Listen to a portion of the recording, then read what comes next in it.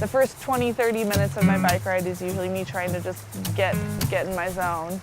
But once I'm there, it's like I'm just in this flow, just me on my bike and then everything around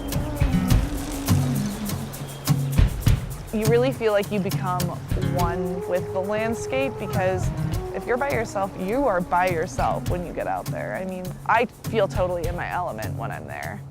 It's cool to feel like I'm in my rhythm when I'm swimming, and I'm also in this beautiful landscape where I can really feel like I'm a part of my surroundings when I need to escape my life or whatever stress I have going on. My training is my way to do that. Running is hard. Running is really hard. And I think that's one of the reasons I like it, is because it's a challenge almost every time I do it. I went on scholarship my freshman year of college to swim, and I developed an eating disorder while I was there. So I decided to stop swimming, and I came back home.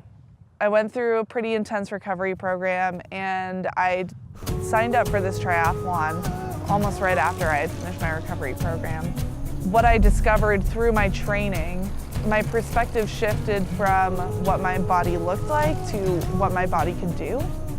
You know, the food that I was taking in was a way for me to fuel my body to do the sport that I loved. That's kind of where my brain started to go, instead of my body has to look a certain way.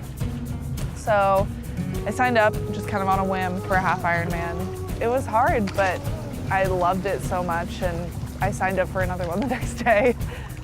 It can be 1 second you feel like you're on top of the world, and 5 minutes later you feel like crap and you're suffering, but it's just recognizing those dips in your emotions and understanding that they're temporary and you will come back out of it.